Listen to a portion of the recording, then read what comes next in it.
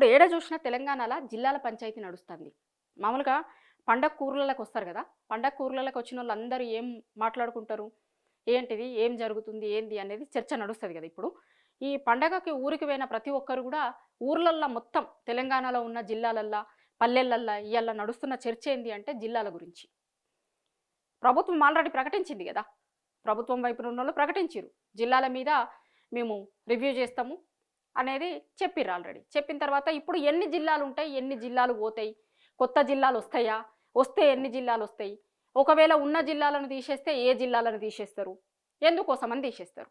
ఇప్పుడు తీసేసేటప్పుడు దానికి proper reason కూడా చెప్పాలి గదా! ఎందుకంటే తెలంగాణలో ఉన్నటువంటి వాళ్ళందరూ గూడా ఓట్లేస్తేనే ఇవాళ కాంగ్రెస్ పార్టీ అధికారంలోకొచ్చింది. ఇప్పుడు కొన్ని జిల్లాలు గతంలో బీఆర్ఎస్ ప్రభుత్వం ఉన్నప్పుడు జిల్లాలు చేసింది. ఇప్పుడు ఒకవేళ వాళ్ళ జిల్లాని తీసేసిర్రు అనుకోర్రి. అక్కడున్న జనం ప్రశ్నిస్తారు గదా! మేము గూడా ఓటేసినాం గదా మీకు. మేము జిల్లా కేంద్రం అయ్యింది అని మాకు దేనికైనా సరే ఏదన్నా పని కోసమని జిల్లా కేంద్రం దగ్గరికి పోతే మాకు ఈజీగా ఉంటుండే. మరి మా జిల్లాను ఎందుకు తీసేసిర్రు అని అక్కడున్నోళ్ళు ప్రశ్నిస్తారు డెఫినెట్‌గా. సరే ప్రభుత్వం వైపు నుంచి కొన్ని లీకులొస్తున్నాయి. పలానా జిల్లాని తీసేస్తారట. పలానా జిల్లాలో 3 జిల్లాలు చేస్తారట. హ్మ్. ఇంకొక జిల్లాని శాస్త్రీయంగా విభజించలేదట. దీన్ని తీసేస్తారట. ఇట్లా లీకులు జరుగుతున్నాయి. ఇప్పుడు ప్రభుత్వం 2 ఏండ్ల నుంచి చేస్తుంది గిదే. 2 ఏండ్ల నుంచి ఏ ఇష్యూనైనా సరే సక్కగా చెప్పరన్నట్టు. లీకులొస్తాయి ఎవరో వైపు నుంచి. లీకుల మీద మొత్తం తెలంగాణ సమాజం అంతా కూడా చర్చ జరుగుతది. అట్లనే ఇప్పుడు కూడా ఏం చేస్తుర్రు అంటే ఏదో ఒక జిల్లాని 3 దాంట్లో ఆల్రెడీ ఒక జిల్లానే విభజించిరట. కానీ ఇంకొక 3 జిల్లాలు వస్తాయట ఆడ అంటుర్రు. ఇక కొన్ని జిల్లాలను తీసేస్తారు అంటున్నారు. ఏంటి తీసేసే జిల్లాలల్లా చాలా మంది చెప్తున్న పేర్లు ఏమున్నాయి? సిరిసిల్ల, సిద్దిపేట అంటుర్రు. మరి నిజంగానే తీసేస్తారా? తీసేస్తే అక్కడున్న జనం ఊరుకుంటారా?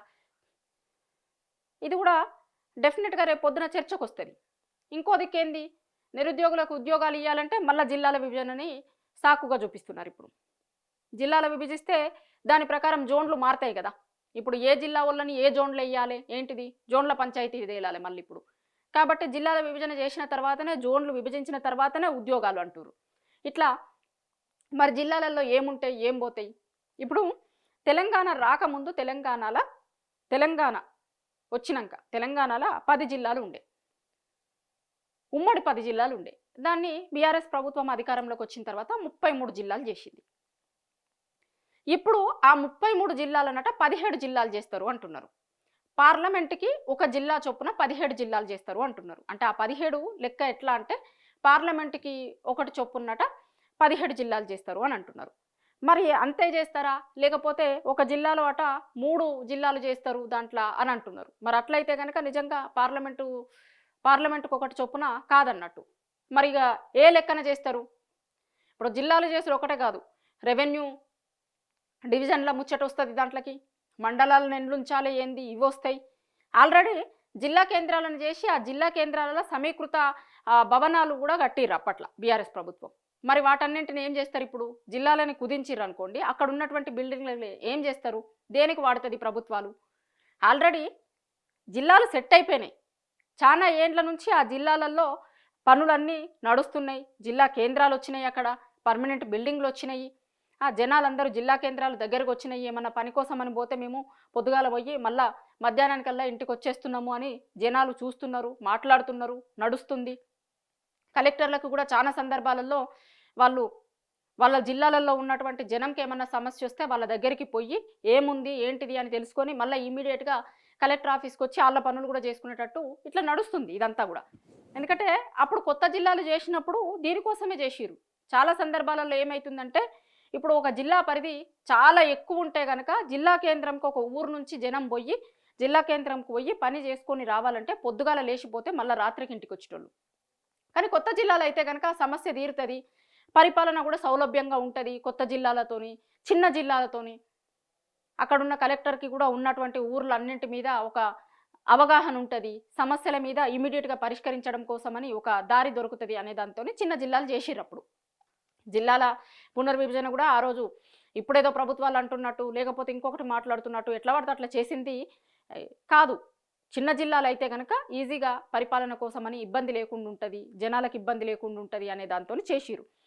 సో మరి ఇప్పుడు ప్రభుత్వం ఏ బేస్‌తో చేస్తది? ఏ బేస్‌తో జిల్లాలను తీసేస్తది? ఒకటి చెప్పాలి కదా! ఇప్పుడు అక్కడున్న జనంకైతే చెప్పాలి కదా!